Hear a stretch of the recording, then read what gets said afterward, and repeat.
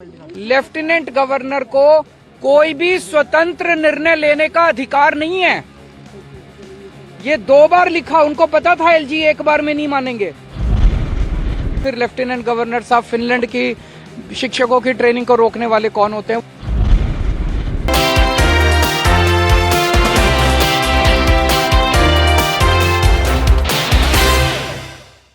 हमारे गरीबों के, मिडिल क्लास के बच्चों को भी विदेशों जैसी अच्छी से अच्छी शिक्षा मिले। अब सब बच्चे तो विदेश जा नहीं सकते, तो हमने दिल्ली में स्कूल अच्छे कर दिए।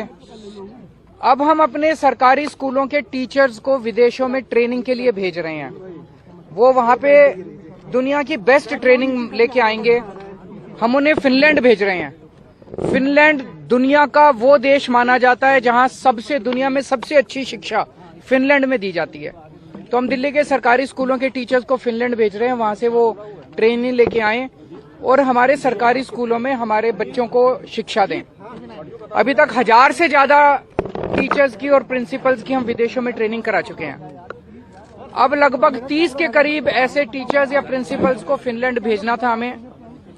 एलजी साहब ने ऑर्डर कर दिया कि ये फिनलैंड नहीं जाएंगे और देखो अगर इनको इंडिया में ही कहीं ट्रेनिंग करा दो। ये तो ठीक नहीं है, ये तो बिल्कुल गलत है।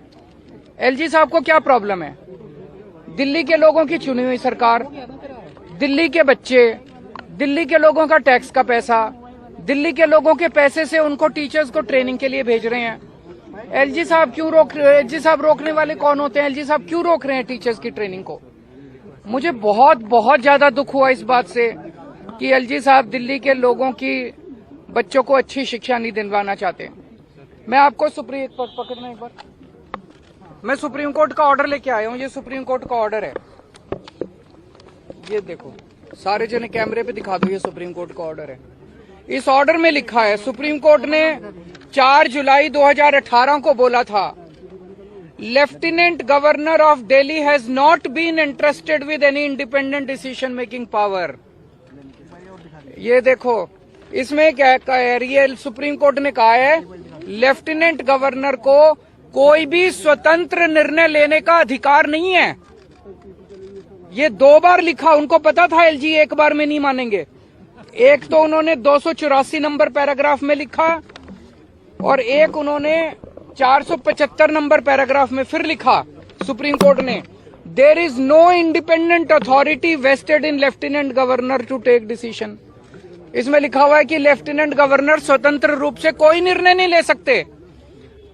सुप्रीम कोर्ट कह रहा है कि लेफ्टिनेंट गवर्नर स्वतंत्र रूप से कोई निर्णय नहीं ले सकते। फिर लेफ्टिनेंट गवर्नर साहब फिनलैंड की शिक्षकों की ट्रेनिंग को रोकने वाले कौन होते हैं? वो क्यों रोक रहे हैं?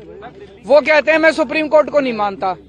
अगर कोई लेफ्टिनेंट गवर्नर या गवर्नर इस देश का ये कहेगा मैं सुप्रीम कोर्ट को नहीं मानता, तो फिर तो इस देश के अंदर ना जनतंत्र बचेगा, ना संविधान बचेगा, कुछ नहीं बचेगा।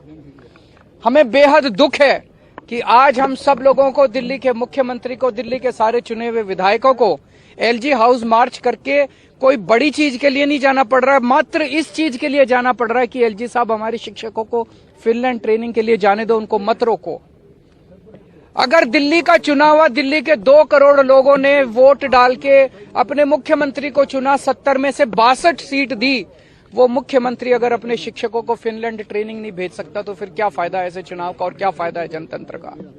अभी हम सारे जा रहे हैं और मैं उम्मीद करता हूं कि एलजी साहब को अपनी गलती का एहसास होगा और वो शिक्षकों को ट्रेनिंग के लिए जाने दें।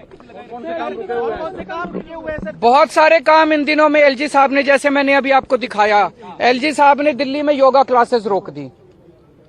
बताओ, योगा क्लासेस रोकने से एलजी साहब को क्या फायदा हुआ? 17,000 लोग डेली योगा करते थे, मैं उनको फ्री में योगा कराता था।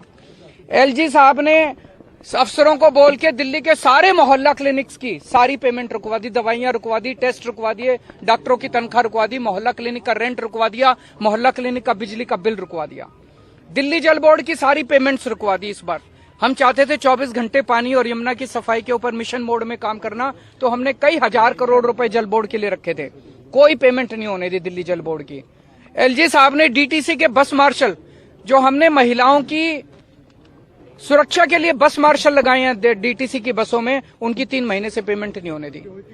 पता नहीं कितने सारे काम एलजी साहब ने रोक दिए। तो ये सुप्रीम कोर्ट के ऑर्डर की कोई वैल्यू ही नहीं है। सुप्रीम कोर्ट कह रहा है एलजी साहब कोई एक्शन नहीं ले सकते, कोई स्वतंत्र रूप से निर्णय नहीं ले सकते, तो फिर एलजी साहब ये सारे काम कैसे रुकवा सकते हैं?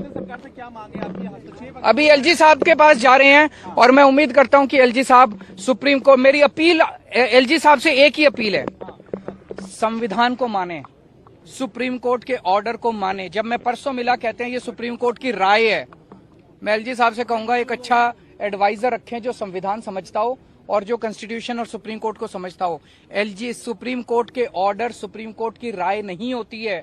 सुप्रीम कोर्ट के ऑर्डर सबके ऊपर बाध्य होते हैं, बाइंडिंग होते हैं। सीधे यहीं से चल रहे हैं।